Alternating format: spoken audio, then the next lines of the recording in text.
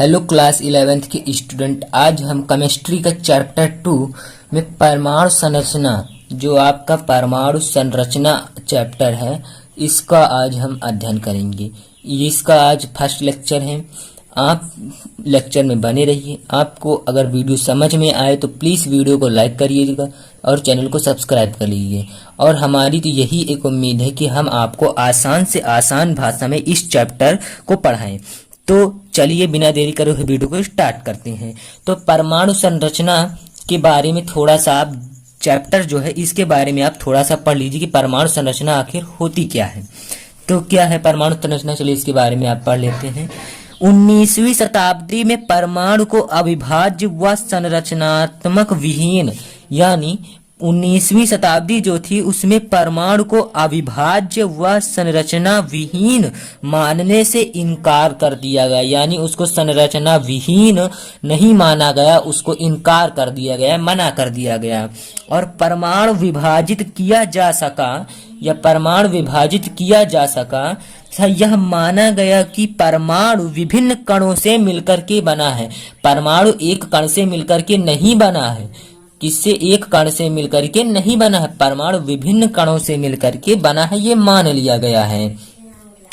जो कि वास्तव में पदार्थ के मूलभूत कण होते हैं।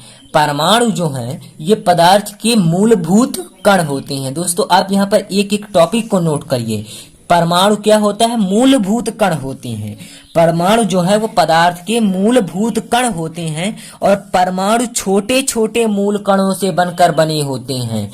क्या? छोटे छोटे मूल कणों से मिलकर के बने होते हैं। परमाणु जो होते हैं वो छोटे छोटे मूल कणों से मिलकर के बने होते हैं। और यहाँ पर आप दो नंबर आपके पक्के हो जाएंगे कि परमाणु अगर पूछ लिया जाए तो किस प्रकार के कणों से मिलकर के बने हुए हैं, तो परमाणु छोटे छोटे मूल कणों से मिलकर के बने हुए हैं। पदार्थ किसका मूलभूत कण है? वो परमाणु किसका मूलभूत कण है? तो किसका है? पदार्थ का मूलभूत कण है।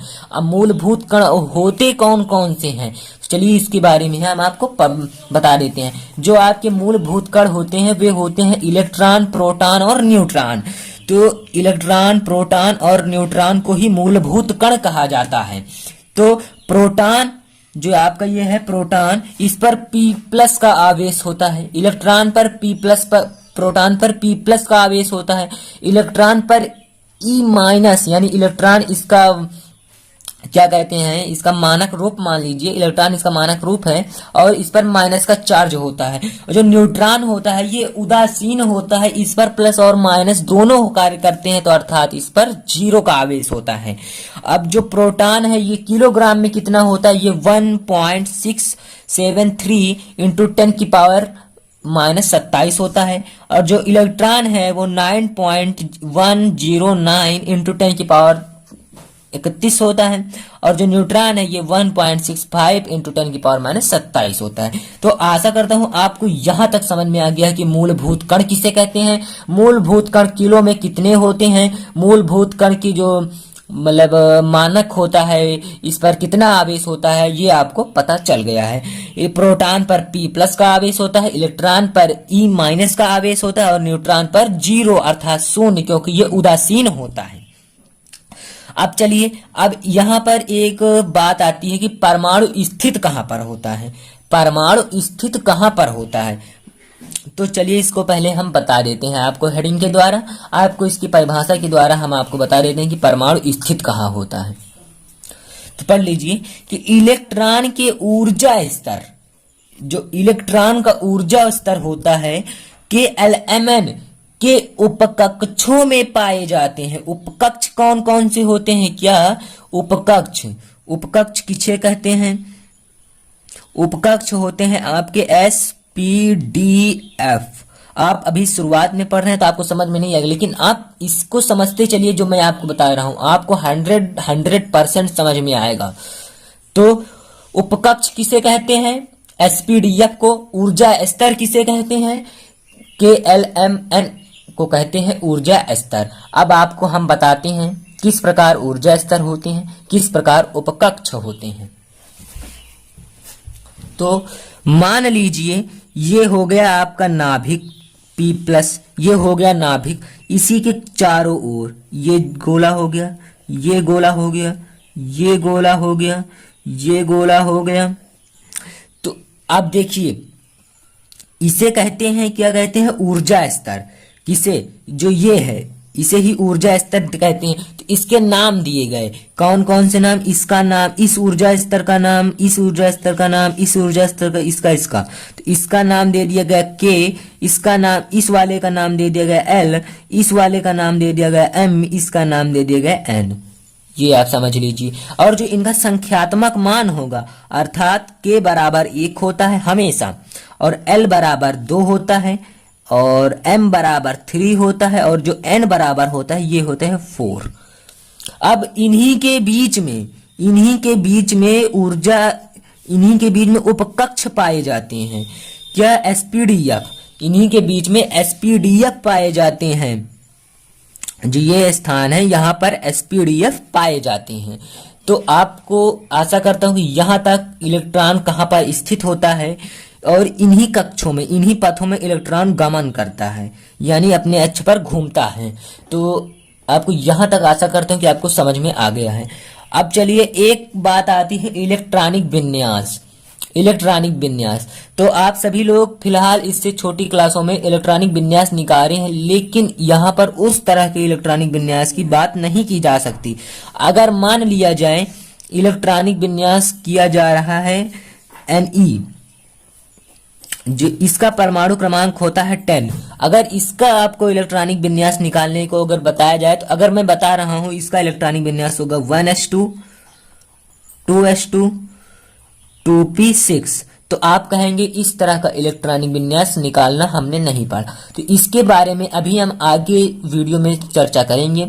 इससे पहले 2 हेडिंग आप समझ लीजिए, क्योंकि ये बहुत लंबा हो जाएगा, तो इससे आप और भी हेडिंग नहीं समझ पाएंगे। तो इससे पहले आप इस जो यहाँ पर हेडिंग है इसको समझ लीजिए, उसके बाद आखिरी में वीडियो के अंत में हम इसको बता देंगे। तो अगली हेडिंग है क्या? परमाणु क्रमांक किसे कहते हैं? परमाणु क्रमांक किसे कहते हैं?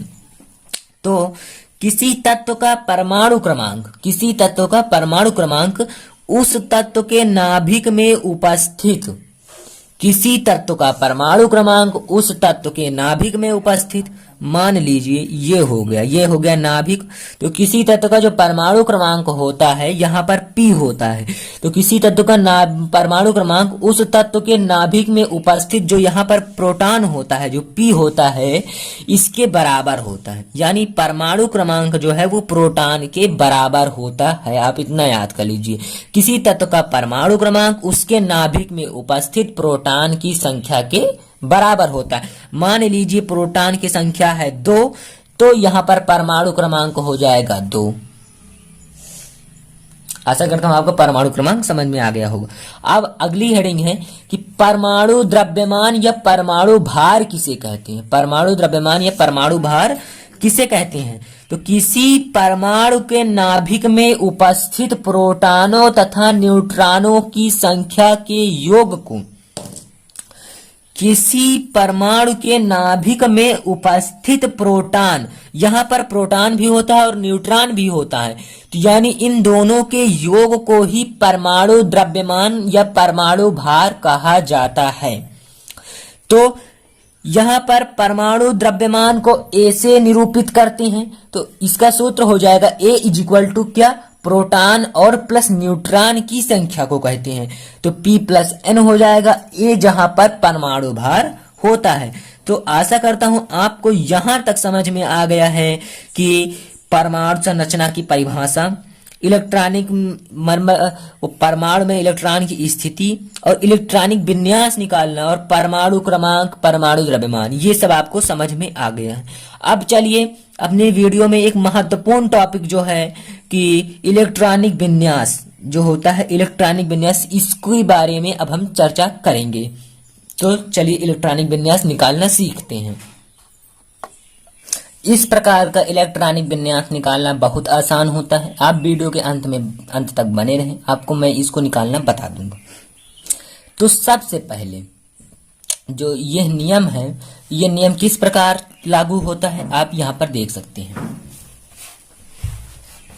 इस नियम को याद रखने के लिए एक मैं आसान ट्रिक बताता हूं। पहले आप 1s लिखिए, 1s, फिर आप लिखिए 2s, एक लाइन के हिसाब से लिखना है, फिर लिखना है 3s, फिर लिखना है 4s, फिर 5s, फिर 6s तक आपको लिख लेना है। उसके बाद यहां से आपको चालू करना है, यहां से आपको फिर से लिखना है 2p, 3p, 4p, 5p, 6p। अब यहां से आपको लिखना है फिर से 3p के बाद आता है d, 3d, 4d, 5d, 6d। उसके बाद यहां से लिखना है 4f, 5f, 6f। जैसे कि मैंने आपको बता दिया, एक लाइन हर बार यानी हर चक्कर अगर आप इसको लिखेंगे तो हर चक्कर में एक एक लाइन कम करते करते करते लिख देना। जैसे 1s, 2s, 3s, 4s, 5x, 6x तक लिखा, उसके बाद यहां से लिखना 2p, 3p, 4p, 5p, 6p, उसके बाद 3p, 3d, 4d, 5d, 6d, 4f, 5f, 6f, इस तरह लिख देना है आपको। तो आप इसमें जान लीजिए कि जो आपके उपकक्ष होते हैं वो कौन कौन से होते हैं, S, P, D, F, ये उपकक्ष होते हैं। क्या होते हैं? उपकक्ष होते हैं, आप इतना जान लीजिए। और अब देखिए S में अधिकतम इलेक्ट्रॉन कितने भरेंगे? 2 इलेक्ट्रॉन भरेंगे। S में अधिक से अधिक 2 हैं, 2 इलेक्ट्रॉन ही भरेंगे, 2 से इलेक्ट्रॉन ज्यादा नहीं भर सकते, कम भले ही भर सकते हैं, ज्यादा नहीं। अब P में अधिकतम इलेक्ट्रॉन 6 हमेशा भरेगा। P में जो है 6 इलेक्ट्रॉन भरेगा, 6 से कम भर सकता है लेकिन 6 से ज्यादा इलेक्ट्रॉन नहीं भर सकता है। इसी प्रकार जो आपका D होता है उसमें हमेशा इलेक्ट्रॉन 10 से ज्यादा नहीं भरेगा, 10 से अधिक इलेक्ट्रॉन D में नहीं भरेगा, 10 से कम इलेक्ट्रॉन भर सकता है लेकिन 10 से ज्यादा इलेक्ट्रॉन नहीं भर सकता है। उसी प्रकार आपका जो F होता है इसमें अधिक से अधिक इलेक्ट्रॉन 14 भर सकते हैं, 14 से ज्यादा इलेक्ट्रॉन नहीं भर सकते। ये एक रूल होता है इस प्रकार के इलेक्ट्रॉनिक विन्यास को निकालने का। अब आपको आशा करता हूं यहां तक समझ में आएगा कि S में अधिक से अधिक इलेक्ट्रॉन 2 भर सकते हैं, P में अधिक से अधिक 6, D में अधिक से अधिक 10, F में अधिक से अधिक 14। तो आप यहां पर एक रो देख सकते हैं कि 2 के बाद 4 बढ़ा, फिर 4 बढ़ा, फिर 4 बढ़ा, इस तरह आप याद कर सकते हैं। SPDF में 2, 6, 10, 14। SPDF में कितने कितने इलेक्ट्रॉन भर सकते हैं? 2, 6, 14, 2, 6, 10, 14, 2, 6, 10, 14, इस प्रकार आप याद कर सकते हैं। अब इसका रूल क्या होता है जो यहां पर आप लिखे हैं, इसका मतलब क्या है आप यही सोच रहे होंगे। तो स्टूडेंट इसका मतलब ये है कि ये लाइन इस प्रकार आप खींचिए, यानी सबसे पहले इलेक्ट्रॉन 1s में भरेगा, फिर इसके सीधा इसमें भरेगा, फिर इससे इसको भरेगा, फिर इससे इसको भरेगा, फिर 3d से 4d, फिर 5s में भरेगा, फिर 4d से 5f, 5p, 5p से 6s में चला जाएगा। जो 4f है ये 5d से 6p में निकल जाएगा, 5f 6d और 6f ऐसे ही रहेगा। तो इसका मतलब मान लीजिए अब Fe का एग्जाम्पल लेते हैं। किसका एग्जाम्पल लेते हैं? Fe का। इसका परमाणु क्रमांक कितना होता है? 26। अब अगर इसका इलेक्ट्रॉनिक विन्यास निकाले तो हम कैसे निकाल सकते हैं? अब यहां पर आप देख लीजिए कि जो परमाणु क्रमांक कहां पर लिखा जाता है, तो ये जो है यही परमाणु क्रमांक है इसके। 2, 2, 4, 2, 6, 2, 8, 2, 10, यानी जहां पर आपके ये जितनी संख्या इतनी पोर हो जाए वहीं पर आप रोक सकते हैं। तो यहां पर आप देख सकते हैं, इसका मैं एग्जाम्पल लिया हूं। तो 26 है, तो पहले किस में इलेक्ट्रॉन भरता है? 1s में। तो यहां पर आप लिखिए 1s। S में अधिक से अधिक कितने इलेक्ट्रॉन भर सकते हैं? 2, तो 2 लिखिए, कामा लगाइए। फिर किस में जाता है? 2s में, तो यहां पर लिख दीजिए 2s। अधिक से अधिक इलेक्ट्रॉन 2 भर सकते हैं इसमें, फिर कामा। फिर अब यहां पर देखिए 2, 2, 4 ही हुए हैं, अभी हमें 26 पाना है, तभी हमें और आगे बढ़ेंगे। तो यहां पर फिर किस में भर रहा है? 2p में, तो 2p लिखते हैं। p में अधिक से अधिक कितने इलेक्ट्रॉन भरेंगे? 6, अधिक लिख दिए। अब 6 भरे तो कितने हो गए? 6, 2, 8, 2, 10। अभी भी कम है, अभी और चलना है हमें आगे। 10 हो गया। अब 2p के बाद फिर कितना आता है? 3s आता है। तो s में अधिकतम इलेक्ट्रॉन कितने भर सकते हैं? 2 इलेक्ट्रॉन, 3s2। अभी भी कम है, यानी अभी 12 हुए। 3s के बाद किस में गया, 3p में गया। 3p में p के अधिकतम इलेक्ट्रॉन 6, यानी ये हो गए 18, अभी भी कम है, अभी भी क्या कम है। तो 3p के बाद आता है 4s, तो 4s में 3p के बाद कितना आएगा, 4s ही तो आएगा। तो 4s में कितने अधिक से अधिक इलेक्ट्रॉन, 2 इलेक्ट्रॉन। तो अब कितने इलेक्ट्रॉन हो गया, फिर से गिन लीजिए, 2 2 4 6 4 10 2 12 6 18 2 20, अभी भी 6 इलेक्ट्रॉन कम है। तो 4s के बाद अब कौन सा इलेक्ट्रॉन आता है, 3d। 3d में आपको मैंने क्या बताया, 3d में कितने इलेक्ट्रॉन भर सकते हैं, 10 इलेक्ट्रॉन।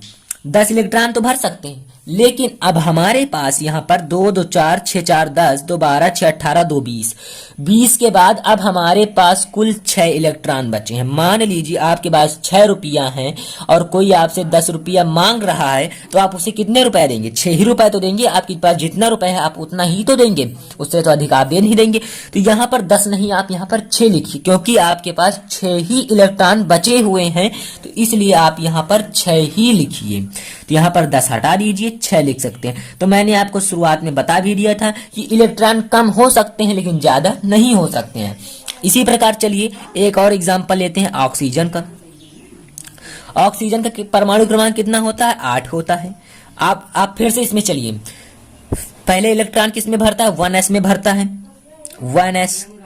अब s में कितने पावर होती है, 2 इलेक्ट्रॉन ले सकता है, 2 इलेक्ट्रॉन ले लिया इसने 2 इलेक्ट्रॉन ले लिया। अब कितने बचे, अभी भी 6 बचे हुए हैं। अभी फिर आगे चलिए, फिर आता है 2s आता है कि नहीं। अब इस प्रकार लाइन खींच लीजिए पहले। अब आप अभी यहाँ पर समझिए, आता है 2s आता है, तो अब यहाँ पर 2s लिखें। अधिकतम इलेक्ट्रॉन कितने होते हैं, 2 होते हैं। अभी भी यहाँ पर अभी कितने कम है, 4 इलेक्ट्रॉन कम है, 2s हो गया। अब 2p, इसके बाद आता है 2p का नंबर। 2p में कितने इलेक्ट्रॉन भरते हैं, p के अधिकतम इलेक्ट्रॉन कितने होते हैं, 6 होते हैं। अगर हम यहाँ पर 6 इलेक्ट्रॉन लिख देंगे तो ये तो हो गया भाई 10 ले, और यहाँ पर आप देख सकते हैं 2 2 4, और हमारे पास तो 4 ही इलेक्ट्रॉन बचे हुए हैं। जब हमारे पास 4 इलेक्ट्रॉन बचे हुए हैं तो हम p को 6 इलेक्ट्रॉन नहीं दे सकते, क्योंकि हमारे पास तो 4 ही इलेक्ट्रॉन है, तो इसलिए यहाँ पर 4 होगा। आपके पास अंतिम इलेक्ट्रॉन जितना बचे आप उतना लिख दीजिए। ये देखिए आपका ऑक्सीजन का इलेक्ट्रॉनिक विन्यास हो गया, एकदम आसान से आसान तरीके में इलेक्ट्रॉनिक विन्यास हो गया ये आपका। अब चलिए मान लीजिए हाइड्रोजन जिसका परमाणु क्रमांक, आप सोच रहे होंगे कि हाइड्रोजन का इलेक्ट्रॉनिक विन्यास निकालना बहुत कठिन है, लेकिन बहुत आसान। अब इसका देखिए, हाइड्रोजन का परमाणु क्रमांक कितना होता है, 1 होता है। अब पहले क्या आता है, 1s आता है कि नहीं, पहले 1s आता है कि नहीं। आप देखिए इलेक्ट्रॉन पहले किस में भरता है, 1s में भरता है। तो यहाँ पर देखिए जब 1s में भरा और s का जो अधिकतम इलेक्ट्रॉन s में कितने रह सकते हैं, 2 रह सकते हैं। लेकिन भाई जब हमारे पास परमाणु क्रमांक 1 है, इसमें 1 ही इलेक्ट्रॉन आपके पास है, तो आप 1 ही इलेक्ट्रॉन तो दे सकते हैं, 2 इलेक्ट्रॉन तो दे नहीं सकते। तो यहाँ पर हाइड्रोजन के लिए 1 ही रहेगा, ना कि 2 हो जाएगा, क्योंकि हमारे पास तो 1 ही इलेक्ट्रॉन है। इसी प्रकार अगर हीलियम के लिए देखा जाए, हीलियम के परमाणु क्रमांक कितना होता है, 2 होता है, 2 होता है। तो यहां पर अगर आप मान लीजिए पहले इलेक्ट्रॉन किसमें भरता है, 1s में, तो 1s में इलेक्ट्रॉन भरा, इसका अधिकतम परमाणु क्रमांक कितना होता है, 2 होता है। इसमें 2 ही इलेक्ट्रॉन भर सकते हैं। यहां पर 2 इलेक्ट्रॉन भर गए, अब हमें आगे लिखने की आवश्यकता नहीं, क्योंकि यहां पर परमाणु क्रमांक 2 है, यहां पर ये 2 हो गया, परिपूर्ण हो गया। अब अगर इसी प्रकार अगर हीलियम का देख लें, अब लिथियम का परमाणु क्रमांक 3 होता है। अगर इसका देखें तो पहले 1s आता है, 1s में इलेक्ट्रॉन पहले भरेगा, उसके बाद इसमें अधिकतम के इलेक्ट्रॉन आ सकते हैं, 2 इलेक्ट्रॉन आ सकते हैं। 2 के बाद अब यहाँ पर 3 है, अभी भी 1 इलेक्ट्रॉन बचा हुआ है। तो अब 1s के बाद आता है 2s, क्या आता है, 2s। तो यहाँ पर अधिकतम इलेक्ट्रॉन 2 होते हैं, तो 2 नहीं लिख सकते, क्योंकि भाई आपके पास 3 इलेक्ट्रॉन है परमाणु क्रमांक में, आपने 2 इलेक्ट्रॉन तो पहले ही लिख लिए। यहाँ पर अब आपके पास बचा है 1 इलेक्ट्रॉन, तो आप 1 ही इलेक्ट्रॉन तो किसी को दे सकते हैं, तो यहाँ पर 1 इलेक्ट्रॉन लिख सकते हैं। अब इस प्रकार इसका इलेक्ट्रॉनिक विन्यास निकाला जाता है। अगर आपको परमाणु क्रमांक नहीं पता तो आप इस तरह का इलेक्ट्रॉनिक विन्यास नहीं निकाल सकते। अगर आपको परमाणु क्रमांक निकालना नहीं आता है तो आप कमेंट कर दीजिए, मैं आपको परमाणु क्रमांक निकालना एकदम आसान से आसान ट्रिक के साथ बताऊंगा। तो आपको ये वीडियो कैसी लगी? अगर वीडियो अच्छी लगी तो प्लीज वीडियो को लाइक एंड चैनल को सब्सक्राइब कर लीजिए और बेल आइकन को प्रेस कर लीजिएगा। तो ये था हमारा लेक्चर नंबर 1। इसमें हमने क्या क्या सीखा? इसमें हमने सीखा परमाणु क्रमांक निकालना और इसी के साथ परमाणु द्रव्यमान या परमाणु भार के बारे में पढ़ा, परमाणु क्रमांक के बारे में पढ़ा, इलेक्ट्रॉन की स्थिति क्या होती है इसके बारे में पढ़ा। तो अब आपसे मिलते हैं नेक्स्ट वीडियो में। अभी के लिए बस इतना ही। अगर आपको ये वीडियो पसंद आई हो तो प्लीज़ वीडियो को लाइक कर दीजिए और आपसे अनुरोध है कि आगे की वीडियो पाने के लिए हमारे चैनल को सब्सक्राइब कर लीजिए। हमारे चैनल पर आपको Hindi, English, math, physics, chemistry की सभी वीडियो उपलब्ध कराई जाएंगी, लेकिन थोड़ा सा विलंब, थोड़ा सा समय प्रतीक्षा कीजिए, आपको हमारे चैनल पर सभी प्रकार की सुविधाएं दी जाएंगी। तो ये था आपका केमिस्ट्री का लेक्चर नंबर 1। आपसे मिलते हैं लेक्चर नंबर 2 में। अभी के लिए बस इतना ही। धन्यवाद।